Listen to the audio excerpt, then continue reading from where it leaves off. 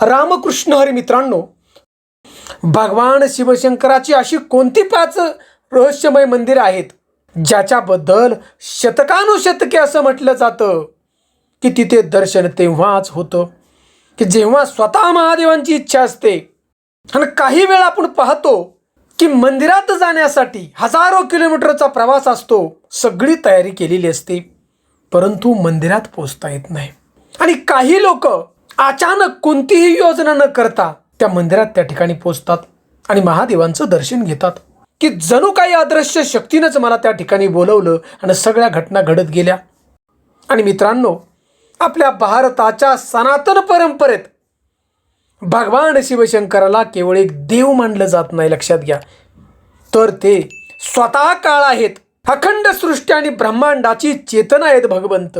आणि आजच्या या रहस्यमय प्रवासामध्ये आम्ही भगवान शिवशंकराच्या 5 अशा मंदिराची जोडलेली कथा आणि इतिहास, चमत्कार हे सगळ्या गोष्टी आज जाणणार आहोत आपण. आणि म्हणूनच मित्रांनो, हा व्हिडिओ आपण शेवटपर्यंत आपला पाहायचा आहे. महादेवांच्या मंदिराचा हा व्हिडिओ आपल्यापर्यंत जर पोहोचत असेल, आपण मोबाईलच्या स्क्रीनवर आपल्या समोर आला असेल, तर आपलं भाग्य समजा की महादेवांनी तुम्हाला बोलवले. मित्रांनो, शेवटी आम्हाला फक्त एकच कमेंट, ओम नमः शिवाय अशी कमेंट मात्र जरूर करा. मित्रांनो, सर्वात आधी आपण त्या मंदिराकडे जाऊ की ज्याला मृत्यूचा स्वामी, काळांचा काळ, शिव महाकालेश्वर ज्योतिर्लिंग म्हटलं जातं. तर मित्रांनो, हे सर्वात जागृत ज्योतिर्लिंग आहे. मध्य प्रदेशातील प्राचीन शहर उज्जैन या ठिकाणी बघा, महाकालेश्वर मंदिर केवळ मंदिर नसून, लक्षात घ्या, कोट्यावधी भाविकांच्या श्रद्धेचं केंद्र आहे. आणि फार फार पूर्वी या उज्जैन शहराला अवंतिका नगरी म्हटली. मित्रांनो, आपल्या भारतामध्ये 7 मोक्षदायिनीपुरीपैकी एक हे तीर्थ मानलं जातं बघा मोक्षासाठी. भारतामधलं आपला एकमेव हे दक्षिणमुखी ज्योतिर्लिंग आहे. आणि दक्षिण दिशा म्हणजे यम आणि मृत्यूची दिशा मानली जाते. आणि त्यामुळेच महाकालेश्वर हे मृत्यू आणि काळावर विजय मिळवण्याचं प्रतीक मानलं जातं. मित्रांनो, आता सुंदर छोटीशी कथा आपण पाहूया पुराणानुसार. तर एक वेळी या उज्जैन नगरावरती दुष्यन नावाच्या एका राक्षसानं अत्याचार चालू केला. ऋषी, मुनी, भक्त यांना सगळ्यांना बघा त्रास द्यायला चालू केला. आणि त्यावेळी एका भक्ताने हाक मारली महादेवांना. अखंड विश्वाचा मालक देवादेव महादेव धावून आले आणि महाकाल रूपात प्रकट झाले बघा त्या ठिकाणी, आणि या राक्षसाचा वध केला. आणि यापासून या स्थानाला नाव पडलं महाकाल. मित्रांनो, आजही लाखो भक्त म्हणतात की महाकालनं जर बोलावलं नाही तर कोणी त्या ठिकाणी पोहोचू शकत नाही. अहो, उज्जैनला जाण्याची योजना जरी आखली, अनेक भक्त सांगतात की अनेकदा तिकीट जरी बुक केलं आपण उज्जैनला जाण्याचं, तरी सुद्धा प्रवास थांबतो बघा, अडचणी येतात. आणि काही वेळा असं घडतं की अचानक त्या ठिकाणी आपण जातो बघा महाकालचं दर्शन घेण्यासाठी. सगळ्या गोष्टी या भगवंताच्या सांगण्यानुसार घडतात. दररोज सकाळी होणाऱ्या भस्म आरतीला पाहण्यासाठी देशातून विदेशातून भक्त त्या ठिकाणी येतात बघा. आणि असंही म्हटलं जातं की जो भक्त भस्म आरतीचं दर्शन घेतो त्याच्या जीवनामध्ये आध्यात्मिक परिवर्तन होतं. अहो, एवढंच नाही तर या महाकालच्या नगरीत येणारे साधू संत त्या ठिकाणी सांगतात की या ठिकाणी केवळ शरीर येत नाही, तर आत्म्यालाही महादेवांचं आमंत्रण असतं. मित्रांनो, असं हे रहस्य बघा महाकालचे. आता मित्रांनो, दुसरं महादेवांचं मंदिर आपण पाहणार आहोत. त्याचं रहस्य ते म्हणजे केदारनाथ. उत्तराखंड रुद्रप्रयाग जिल्ह्यात समुद्र सपाटीपासून 3583 मीटर उंचीवर असलेले केदारनाथ धाम भारतातील सर्वात पवित्र शिवमंदिरापैकी एक मानलं जातं. 4 धाम यात्रेचा महत्त्वाचा भाग आणि 12 ज्योतिर्लिंगापैकी एक म्हणजेच केदारनाथ. आणि शतकानुशतके भाविकांना आकर्षित आजही करत आहे. पण इथं पोचणं सोपं नाही बघा.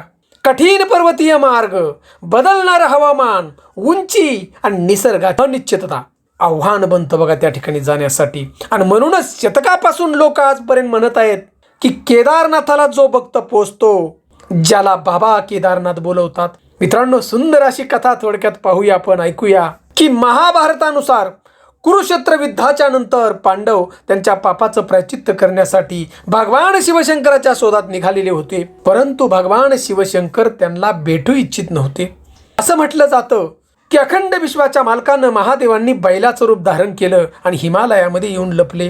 परंतु बलभीमानं ते पाहिलं बघा, ओळखलं महादेवांना. महादेवांच्या पायाचे नतमस्तक होण्यासाठी भीम पुढे गेला आणि त्या ठिकाणी एक चमत्कार घडला की बैलाच्या रूपात असणारे महादेव खाली जमिनीमध्ये जाऊ लागले आणि फक्त बैलाचा जो वर भाग राहिला ना व शेंडाचा, त्याच ठिकाणी केदारनाथ म्हणून पूजलं जातं बघा त्या वरच्या भागाला.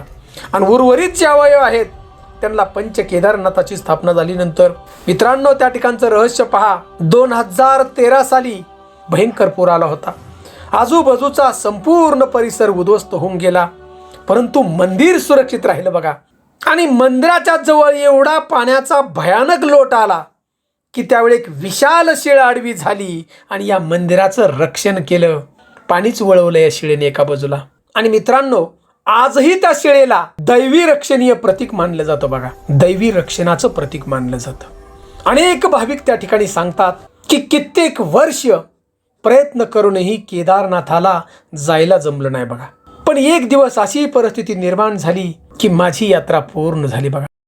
की बाबा केदारनाथ यांचं बोलावणं झालं ना तरच भक्त केदारनाथाला पोचतो. मित्रांनो हे त्रिकाल सत्य आहे. आणि याच्यानंतर आपण आता तिसरं महादेवांचं मंदिर पाहणार आहोत रहस्यमय, ती म्हणजे अमरनाथ गुफा.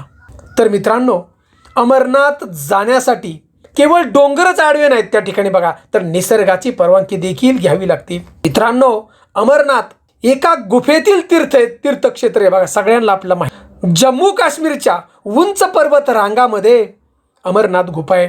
समुद्र सपाटीपासून सुमारे 388 मीटर उंचीवर आहे. आणि हे स्थान म्हणजे भगवान शिवशंकरांनी माता पार्वतीला अमरत्वाची कथा सांगितलेली ती जागा. मित्रांनो सुंदर अशी थोडक्यात कथा आपण ऐकूया की भगवान शिवशंकराला वाटलं कैलासावरती की अमरत्वाची कथा पार्वती मातेला सांगायची, परंतु हे अमरत्वाची कथा कुणी ऐकू नाही म्हणून भगवान शिवशंकर एकांतात निघाले आणि या गुफेमध्ये पोचले. परंतु गुफेमध्ये येण्याच्या अगोदर बघा महादेवांनी आपलं वाहन नंदी, चंद्र, नाग, गण अगदी पंचतत्वाच्या प्रतीकांनाही मागे सोडलं बघा त्या रस्त्याने. आणि मग महादेव या गुफेत येऊन पोचले. ही अमरत्वाची कथा माता पार्वतीला त्या ठिकाणी सांगितली. आणि म्हणून मित्रांनो आजही तेथे बर्फापासून नैसर्गिकरित्या शिवलिंग तयार होतं. हिमलिंग त्याला म्हणतात. मित्रांनो भक्तासाठी शिवशंकराचं प्रत्यक्ष स्वरूप या ठिकाणी बघा आजही पाहावयास मिळतं. जी अमरनाथची यात्रा आहे काही काळापुरतीच असते बघा. हवामान, सुरक्षा, नैसर्गिक परिस्थिती, हजारो लोक त्या ठिकाणी नोंदणी करतात जाण्यासाठी, परंतु सर्वच लोक अमरनाथची यात्रा करू शकत नाही. मित्रांनो हजारो लाखो भक्त सांगतात की जोपर्यंत बाबा बर्फानी यांची इच्छा होत नाही तोपर्यंत अमरनाथची यात्रा पूर्ण होत नाही. काळ निघून गेला हजारो, आजही अमरनाथच्या गुफेमध्ये बर्फाचं शिवलिंग तयार होतं आपल्या भक्तांना दर्शन देण्यासाठी. मित्रांनो आता आपण चौथ्या मंदिराकडे जात आहोत. सुंदर अशी त्याची कथा. लक्षात घ्या केवळ श्रद्धा नाही तर इतिहास आणि भूगोल याच्या संगमाशी जोडली गेलेली कथा आहे बघा मंदिराची. मित्रांनो हे मंदिर समुद्राच्या किनारी आहे. अनेक वेळा तुटलं, अनेक वेळा त्याची पुनर्बांधणी झाली आणि तरीही आज अभिमानानं उभा आहे ते म्हणजे सोमनाथ मंदिर. मित्रांनो पुराणानुसार चंद्रदेवांना त्यांच्या सासऱ्यांनी दक्ष प्रजापती यांनी शाप दिलता बघा.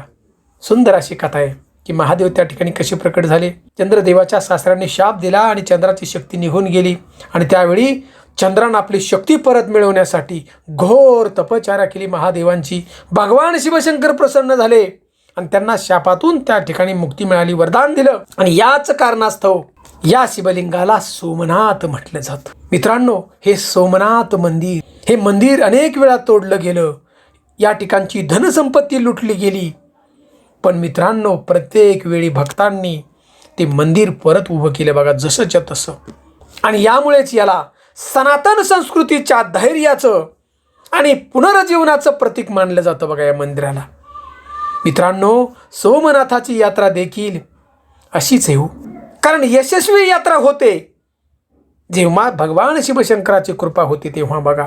शेवटी आपण पाचवं मंदिर याची रहस्यमय अशी कथा थोडक्यात ऐकणार आहोत आणि ते म्हणजे मित्रांनो काशी विश्वनाथ. उत्तर प्रदेशातील हे प्राचीन शहर आहे बघा, वाराणसी. आणि या ठिकाणी भव्य असणारं काशी विश्वनाथाचं मंदिर. पुराणामध्ये सांगितलेलं आहे की शिव म्हणजेच भगवान शिवशंकर हे स्थान कधीही सोडणार नाहीत. असंही म्हटलं जातं की सृष्टीचा जरी विनाश झाला तरी सुद्धा काशीचा विनाश होणार नाही, काशीचं अस्तित्व टिकून राहणार आहे असं म्हटलं गेले. आणि जो व्यक्ती काशीला मरतो त्याला मोक्ष मिळतो. आणि त्या व्यक्तीला बघा शिव तारक मंत्र प्रदान करतात भगवान शिव. म्हणूनच बघा काशीला मोक्षनगरी म्हटलं गेलंय. महादेव भक्तांना एकच विनंती आहे की तुमच्या जीवनामध्ये असा अनुभव जर तुम्हाला आला असेल तर आम्हाला कमेंट करून जरूर सांगा. चॅनलवरती प्रथम असाल तर नक्की सबस्क्राईब करा खऱ्या छान छान मंदिरांच्या कथा ऐकण्यासाठी. रामकृष्ण हरी.